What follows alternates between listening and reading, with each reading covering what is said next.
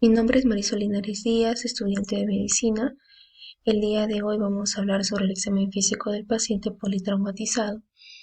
El paciente politraumatizado en la primera hora de accidente, también llamada hora de oro, es de donde el paciente le damos una atención inicial y luego su derivación al centro de trauma. En cuanto a la evaluación inicial, pues consta de la preparación, el triaje, la revisión primaria, la reanimación, anexos a la revisión primaria y reanimación, consideraciones para el traslado del paciente, la revisión secundaria, auxiliares a la revisión secundaria, monitoreo continuo posterior a la reanimación y reevaluación y los cuidados definitivos pues, para el paciente.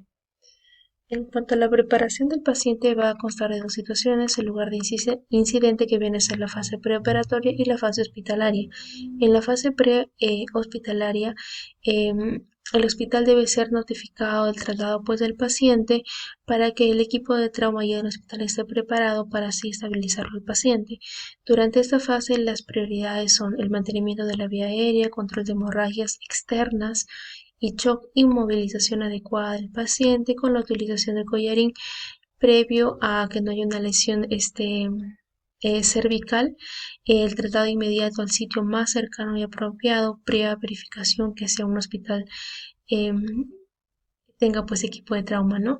En la fase hospitalaria viene consta pues en sí ya del traspaso del paciente del personal prehospitalario al personal hospitalario, que va a constar pues de un equipo de trauma que va a estar dirigido por un líder, donde se va a asegurar de toda la información necesaria dada por el equipo del personal prehospitalario, tanto los signos vitales, el hecho del accidente y, y por qué qué accidente es el que afectó al paciente, ¿no? La preparación hospitalaria incluye lo siguiente: la disponibilidad del área de reanimación para el paciente traumatizado debe ser una área solamente adecuada para ello, el equipo de vías aéreas adecuado y sobre todo que esté operativo, la utilización o predisposición del laringoscopio o tubos endotraqueales si es que el paciente no se puede hacer la intubación, ¿no? Soluciones cristaloides intravenosas que tienen que estar tibias, deben estar disponibles de forma inmediata para la infusión, como también los sistemas de monitoreo apropiados para la estabilización del paciente. La asistencia médica adicional se debe asegurar también en la presencia del personal de salud, de laboratorio y personal de radiología, y sobre todo pues el equipo de trauma va a utilizar una protección eh, estándar que va a incluir pues las máscaras faciales, los protectores oculares, las batas impermeables y guantes cuando están expuestos sobre todo a contactos de fluidos corporales, y sobre todo también por la seguridad y prevención de enfermedades transmisibles como la hepatitis y el SIDA. En cuanto al triaje, esta va a ser priorizada en el ABC, la vía del control, del vía aérea con control de la columna cervical, respiración y circulación con control del hemograma. Por ejemplo, si hay eventos masivos de accidentes, los pacientes heridos que van a ser atendidos son aquellos pacientes que que tenga más probabilidad pues de vida, que requiera menor tiempo posible de atención por el personal de salud, eh, menor equipamiento y menor recursos. Es acá en el triaje donde vamos a medir pues los signos vitales y también el nivel de conciencia. Si tenemos una escala de Gauss menor a 13, una frecuencia respiratoria menor a 10 o mayor de 29 y una presión arterial sistólica menor de 90.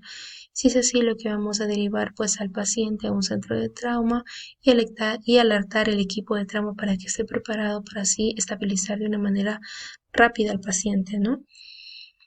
Y salvarle la vida. Y si es no, vamos a evaluar pues las lesiones anatómicas del paciente. Si hay un tórax inestable, dos o más fracturas pues, de huesos largos, amputación proximal a muñeco tobillo, trauma penetrante y cabeza, cuello, torso y extremidades proximales a codo y rodilla, una fractura de cráneo expuesta y deprimida, parálisis de extremidades, fracturas pélvicas, combinación tanto de trauma y quemaduras y quemaduras mayores, ¿no? Si es así, pues vamos a llevar al centro de trauma y alertar al equipo de trauma para su previa preparación. Si es no, vamos a evaluar pues el mecanismo de la lesión y la evidencia de impacto de alta energía, como eyecciones del auto, muerte del mismo compartimiento del pasajero, una colisión de automóvil de alta velocidad, una deformidad del automóvil mayor de 30 centímetros, un auto versus peatón, ciclista arrollado con un impacto significativo mayor a 32 kilómetros por hora. Si es así, vamos a transportar al paciente al centro de trauma más apropiado y más cercano.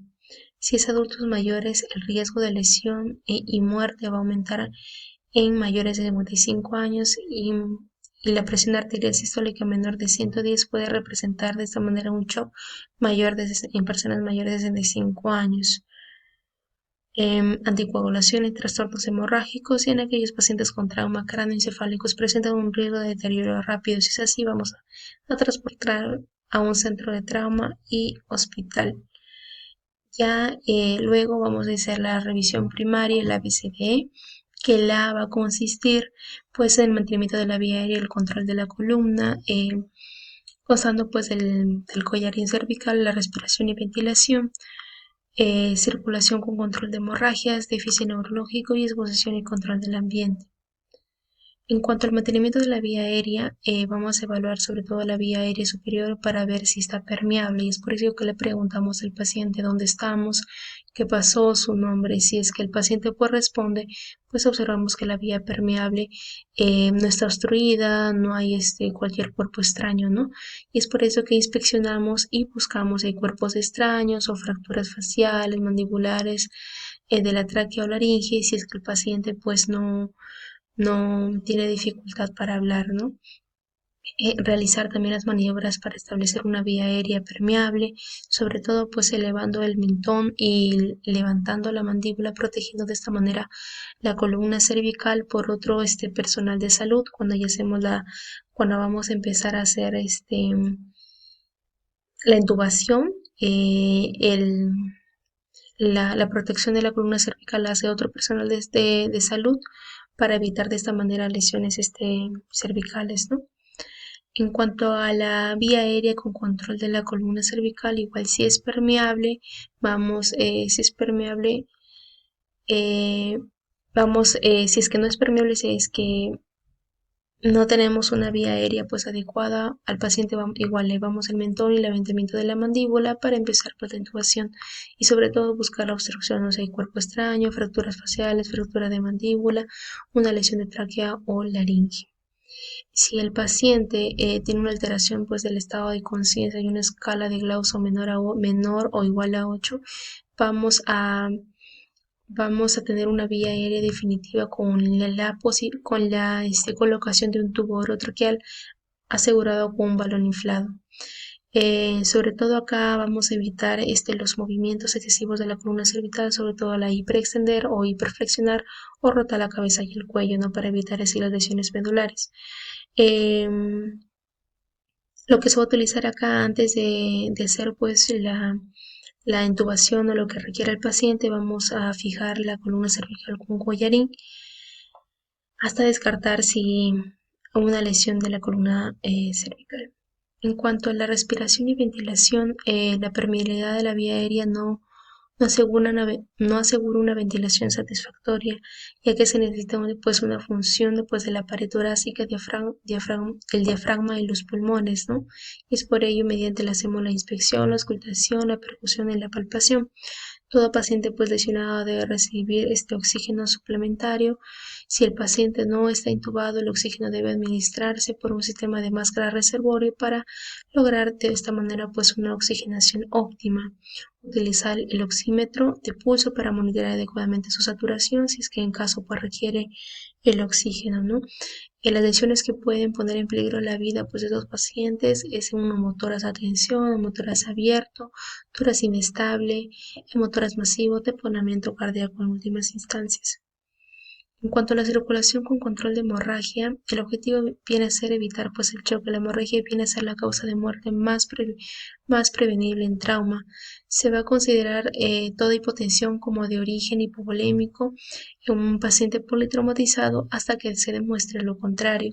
Se va a necesitar evaluar la amplitud y regularidad de los pulsos distales y centrales pues, del paciente, y es esencial la evaluación rápida y precisa del estado hemodinámico del paciente traumatizado, ya que hay una triada pues, de la muerte que incluye en sí la hipotensión, ¿no?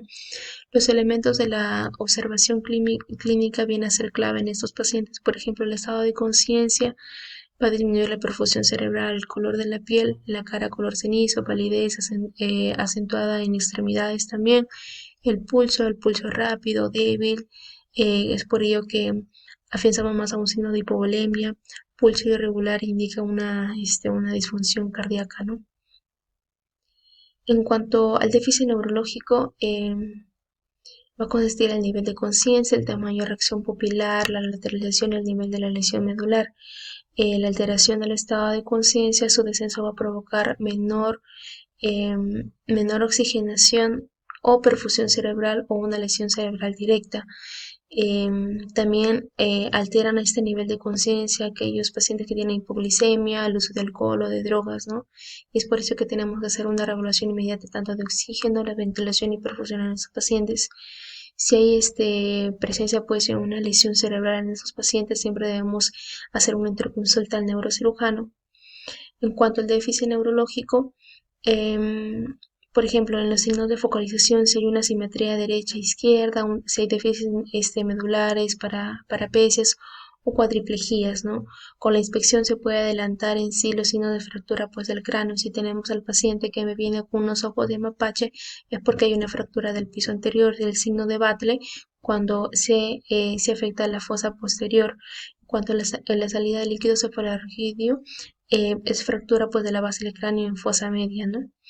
En cuanto a la exposición y control ambiental, lo que vamos a hacer es desvestir pues completamente al paciente, terminar de evaluarlo, cubrir de esa manera con una manta para evitar en sí la hipotermia. En sala de urgencias, por eso que también que se utilizan los cristaloides en tibio, ¿no? Para evitar eso también.